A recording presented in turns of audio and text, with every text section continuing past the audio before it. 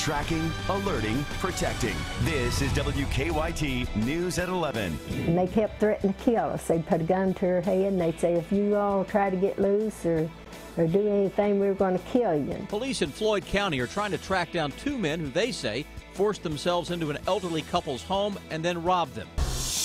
A former Lexington firefighter charged in a hit-and-run crash faced a judge today. Travelers across the nation are dealing with some delays today, including right here at Bluegrass Airport. WKYT News at 11 starts now. We are tracking two developing stories out of Lexington tonight. Good evening. Police are investigating a shooting that happened tonight on Bainbridge Court. Police say the two men were outside arguing when two shots were fired. We're told that one man was taken to the hospital. No word yet on his condition. Police say the other man was last seen headed towards Darby Creek and Palumbo Drive. They describe him as wearing a white polo shirt and blue jean shorts. We're also tracking a developing story off of Albany Road. Police are still on the scene of a crash that happened there earlier tonight. Police tell us a car ran into a tree about 7 o'clock. Fire officials telling us the driver had to be pried out of the car. We're told the driver was taken to the hospital with life-threatening injuries. Police are asking for your help. They're looking for any tips that might lead them to a couple of robbers. A knock at the door turned into a nightmare for an elderly couple in eastern Kentucky. State police say two men forced their way into the couple's home today, tied them up, and robbed them. WKYT's Garrett Weimer is at the live desk with our top story at 11. Garrett? Orville and Hazel Adams say from time to time people knock on their door asking for help. So this morning when they woke up to a man at their door, they thought he had just run out of gas. But their good intentions quickly turned into a bad dream. When two men came to Orville and Hazel Adams' house, we got in trouble by trying to help these two people. It wasn't help they were looking for. Police say the two men pushed themselves into the Adams home, then tied up the couple in the middle of their kitchen. While they were tied up, they just went to searching the house over, emptying drawers and taking everything they wanted. They said, we've hit the jackpot of stuff in here this morning, they said. Taking the couple's money, tools, and even their ATV. Well, we didn't know where they was going to kill us or what they was going to do because they kept saying that they'd burn the house down and said they'd go out there, said if we did anything, they was going to go out, they was going to shoot us and go out there and set the house on fire. And one time, he stuck the pistol right in my mouth. I think that's when he was trying to make me open the safe, wasn't it? It might have been. After they left, Hazel says she was determined to get loose so she could call for help. And I just took my hands and got a hold of that tape and I just put it real hard and I just took it over my head. And I came in here and I dialed 911. Knowing the ending of that nightmare could have been worse. And they kept threatening to kill us. They'd put a gun to her head and they'd say, if you all try to get loose or do anything, we're going to kill you. Troopers ask if anyone was in Middle Creek between 4 and 5 o'clock this morning to give them a call. You'll find their phone number on WKYT.com. At the live desk, Garrett Weimer, WKYT. Kentucky State Police warned that if you don't know someone who is at your door, don't open it. They say keep the door locked and call police if you need to. A former Lexington firefighter charged in a hit-and-run crash last Friday was back in court today. Jared McCargo is accused of driving drunk and crashing his SUV into the beer trap in the Chevy Chase neighborhood, critically injuring a man. Police say that McCargo took off after the crash. A Lexington police officer testified about McCargo's wife, who was also in the SUV. They saw a parking spot in front of Charlie Brown's. She was unable to park in that parking spot, and they got into an argument about parking, and that's when Mr. McCargo then took over, and then they attempted to park in the spot at the beer trap. The judge forwarded McCargo's case on to a grand jury. She also reduced McCargo's bond to 10% of the initial $13,000 amount. Police said that McCargo registered a .119 on a preliminary breathalyzer test. That is about 1.5 times the legal limit. A trial date has been set for a man accused of murdering a Winchester woman. The Winchester Sun reports Lonnie Martin will go before a judge on May 4th. He is charged in the death of Kyla Klein last year. Police say that Klein went missing last July, and surveillance video showed her getting into a car that Martin owned. Klein was later found under a pile of brush and logs at a farm in Montgomery County. Martin is also charged in the 1995 death of his cousin, Joseph Martin. Travelers trying to fly to Chicago's airports today were out of luck. Nearly 2,000 flights to the Windy City were canceled because of a fire at an air traffic control facility just outside of Chicago. It affected air travelers all the way to Lexington. A little over an hour ago, a flight from Chicago finally landed at Bluegrass Airport. WKYT's Kristen Kennedy was at the airport tonight and has more from family members who have been waiting all day for their loved ones to arrive. There are now some flights going in and out of Chicago, but the airport giant is still operating on a much smaller scale, and it's still bringing a lot of hassle and headaches to travelers. Families were pacing and waiting Friday night for loved ones to touch down in the Bluegrass. Some stuck for hours at Chicago O'Hare. So the Chicago-Louisville plane is what was canceled. We had to call the airport to locate her. She didn't have a cell phone. She didn't have anything. They had to page her and everything. Friday morning, investigators say an FAA communications contractor, Bryan Howard, set fire to the radar center and tried to kill himself. The fire grounded more than 2,000 flights out of O'Hare and Midway. Airline crews had to reroute thousands of passengers. One traveler told us they canceled his first flight into Lexington, but he was lucky enough to get on a second later flight. They had everything shut down. And finally, about I guess it was 5:30 or so their time, Central Time, they finally got the outgoing flights up and running. They were able to land the planes, but they weren't able to get them out of there until about 5:30 or so. I think they were allowing the international flights, and that was it. Reunions Friday night were even sweeter after the chaos passengers dealt with in the Windy City. We looked up at the board. Most all the flights were canceled, so I was very fortunate. You can always check Bluegrass Airport's arrivals and departures on their website. We have a link to it on our website, WKYT.com. In Lexington, Kristen Kennedy, WKYT. Tonight, a Chicago newspaper is reporting that 36-year-old Bryan Howard is charged with setting fire and damaging an air navigation facility. The weather is supposed to be beautiful for fans headed to the UK game tomorrow, and UK hopes to pack Commonwealth Stadium. After a triple overtime loss at Florida, the Cats want to build on the program's positive direction moving forward. Ticket sales are up. UK is cutting prices on some seats, hoping to get the first sellout at Commonwealth Stadium in 4 years. The stadium has 62,000 seats for fans this season. We haven't sold out in a while, but we're sure we're going to have the biggest crowd of the season so far tomorrow. And it's not too late to score a ticket for tomorrow's game. Just go to WKYT.com. You'll find a link for online ticket purchases. Still to come here on WKYT, more on UK's attempt to break a 17-game SEC losing streak tomorrow. They're going to do it tomorrow, Chris. I am with you there. I'm doing my part by delivering some nice weather to help pack Commonwealth Stadium tomorrow. What about the rest of that weekend? I'll show you how some rain chances move into town for some folks. That's in a moment. Now, your hour-by-hour forecast with Chief Meteorologist Chris Bailey and First Alert Defender.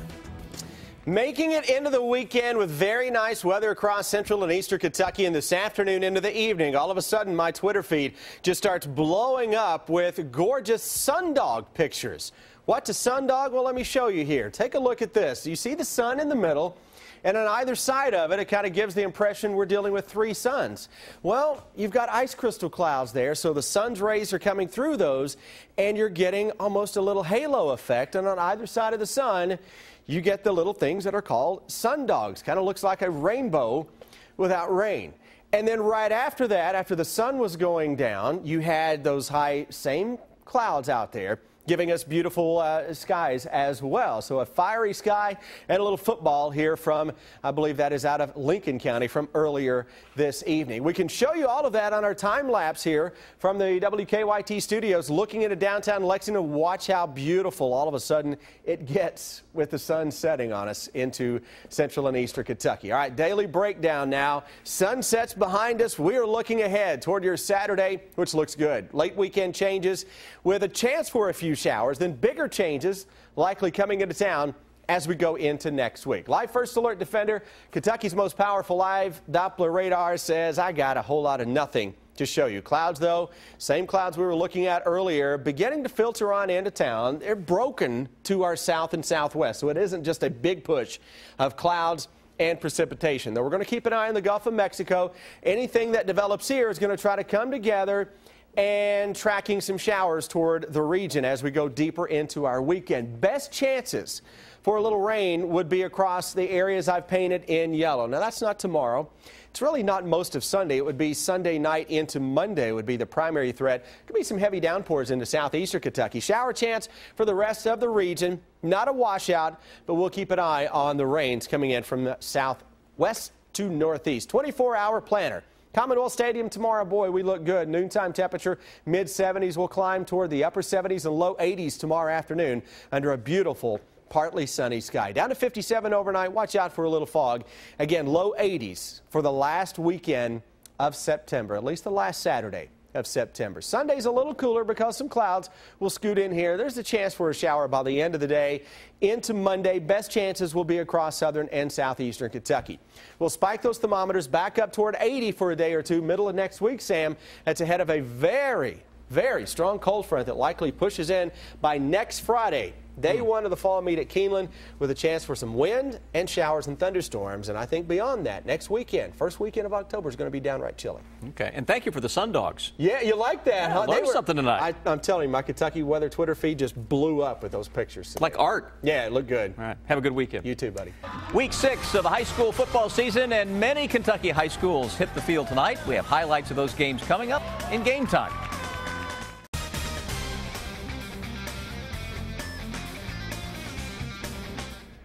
It is week 6 of the high school football season and plenty of good matchups across the state. Alongside Lee K. Howard and Brian Milam. That is right, and we begin with a stop at our game of the week right here in town. It is the oldest matchup in the city, Henry Clay and Lafayette. They've been playing since the 40s. Here's Ryan Lemon.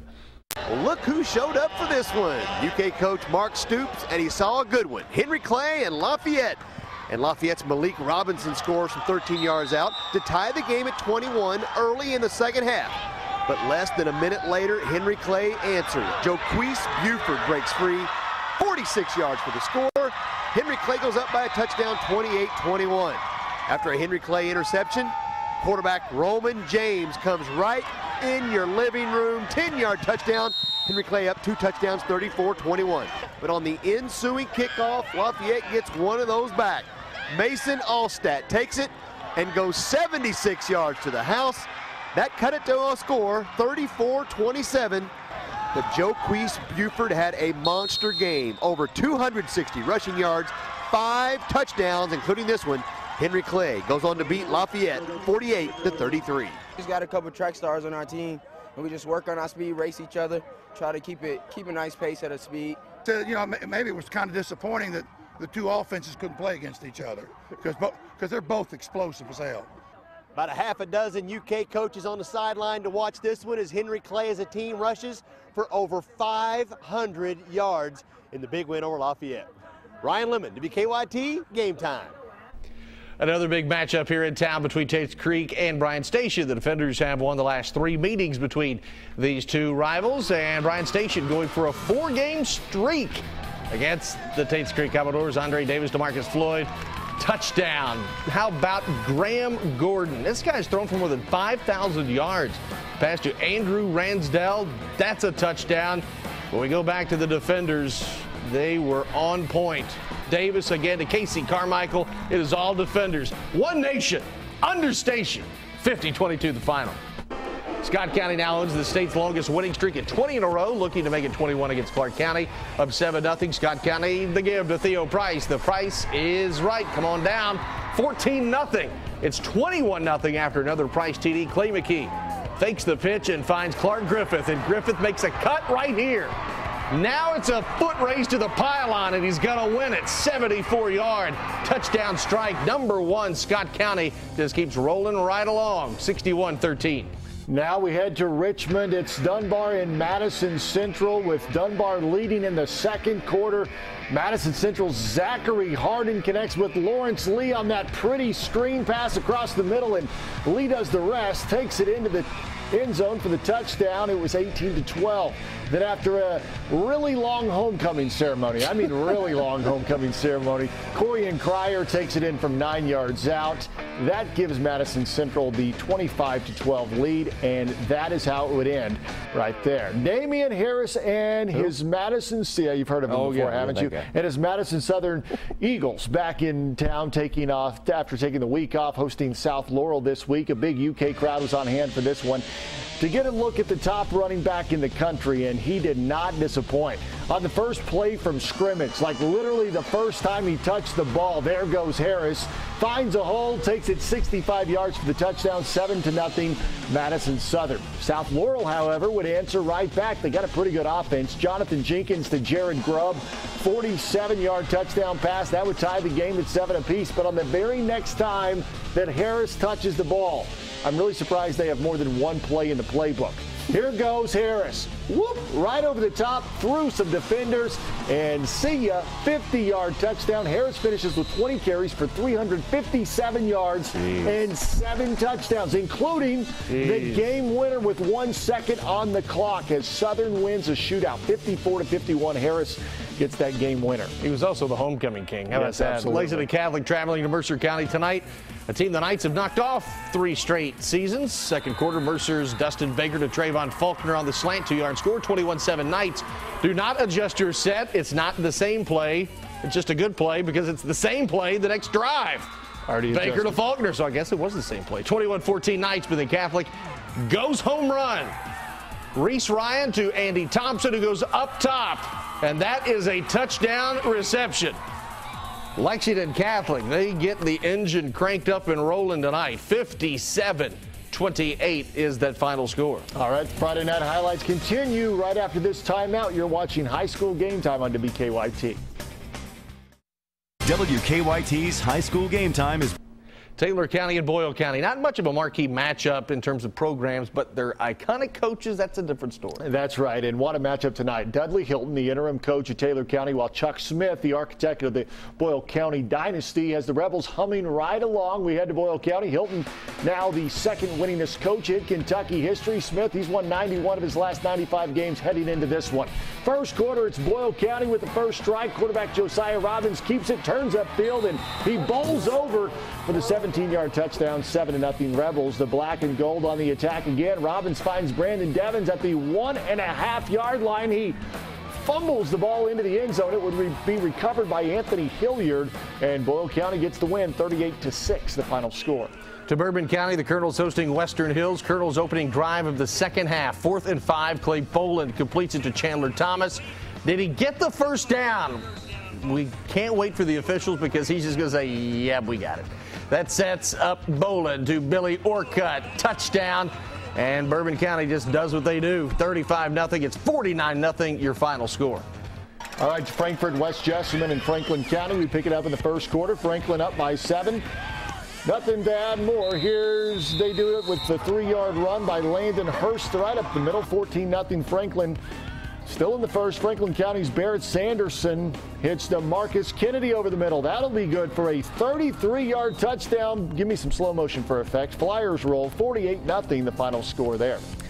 LCA's won 3 in a row over visiting Frankfort, which has beaten the Eagles 3 straight times. Makes sense. It's homecoming tonight at Frankfort. 10-7 Panthers late second quarter is Sean Newton. Play action pass to a wide open Anthony Robinson on the sideline. That's a 15-yard touchdown pass. 17-7 Frankfort going into the half. Coming out of the break, LCA's Dima Ballard. The wide receiver screen to Sam Arnold. He's kicking up dust at midfield. He's gone 65 yards. 17-14 Frankfort, but the Panthers, they get going in the third and fourth quarter. 47-27. A pair of teams that have struggled to meet expectations through the first half of the year in Anderson County and Montgomery County meeting up tonight. District opener for both teams. The Bearcats would be up at the half, but here come the Indians. Art Walker to Joe Chisholm. Look at Chisholm go. He's running away from the camera. 47-yard touchdown. They missed the PAT. Going to have to work on special teams this week, but it keeps it 28-27 Anderson. But the Bearcats have an answer. Chris Toomey takes it in from a yard out, coming right at the camera as Anderson runs away with this one, 49-33. East Jessamine, Woodford County tied at 14 at the half. Third quarter, 4th down for the visiting Jags. Kyle Gann to Jackson Meads. Now watch this. Move one, 2 guys down, 3 down, 4 down, 5 down, and he dives for the goal line. We call that a touchdown. 24-14. The very next play for Woodford County. Trey Thurman flushed out, lost it to Kane Buchanan Maxbury. 67 yards, he's going to pull away. 21-20 Stingers, and they go on to get their first win of the year. 34-26, a good one. All right, to Death Valley, it's Lincoln County hosting Pulaski County. Got to run through the banner first. First possession for the Maroons. Riley Hall finds Jake Johnson, breaks the tackle, takes it 48 yards to the house. That's all you need to see as Pulaski goes on to blank Lincoln County 33-0. Over to the hilltop in Cynthiana, it's Harrison County, Williamsburg. Jerry with a great beard. I love that beard. Jackets opening possession. I'm jealous. Skylar Griffith to Corey Shelton. That's a touchdown, 30 yards, 7-0. It's now 14-zip in the second. Fred Massey, the big pickup on, all the way down to the 3. Look at him carrying people. He would take it in from there, and the Big Orange, last year's Class A runner-up, Williamsburg. They're 6-0, 48-18 winners. All right, the Wildcats take on Vandy. That will be coming up tomorrow, but first we have a top 10. Quickly, a look at the top 10. Everybody wins in the top 10 except Lafayette, who loses to Henry Clay. So we will have a reshuffling, or a shuffling, if you will, of the top 10. All right, Vandy, UK, that's tomorrow at noon. We'll hear from the Wildcats next on Game Time. The Kentucky Wildcats return home tomorrow afternoon. They're a big favorite to end the 17-game SEC losing streak against Vandy. The Cats should be fresh coming off that bye week and a big effort 2 weeks ago against Florida in an overtime loss. They look at Saturday's game, though, as a big opportunity. This is a great opportunity for us to go out and showcase what we had did over the break that we had to make up for the mistakes we made during the Florida game. And to show that we fixed it, things like stopping the power and the counter, that we really didn't do a good job of last week before. We just got to make sure we go out and just show all the rest of the teams that we're going to be playing that we had corrected it. Tonight, the newest class of the UK Hall of Fame being honored with a reception at the Hyatt in downtown Lexington. Former Wildcats Marty Moore, Keith Bogans, just a couple of those making the ultimate achievement for their UK careers. It's been 15, 16 years since I first got to UK. And if you would have asked me this 15, 16 years ago, I wouldn't have thought I would be where I am today. Today is a lot of reflection.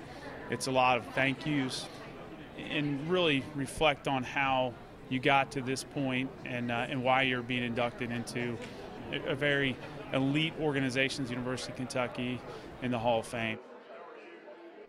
Well, I also want to say congratulations to Pat Etcheberry, Passion Richardson, Sarah Witten, and Terry Shumpert. They're the other 4 going in. Always a great honor when you get to that Hall of Fame. And Cats and Commodores tomorrow, and Cats got to do it. They got to win. This is the one they got to win. It's at noon on the SEC Network. We'll have the highlights for you coming up at 6 o'clock. Meanwhile, thanks for joining us tonight for high school game time right here on WKYT.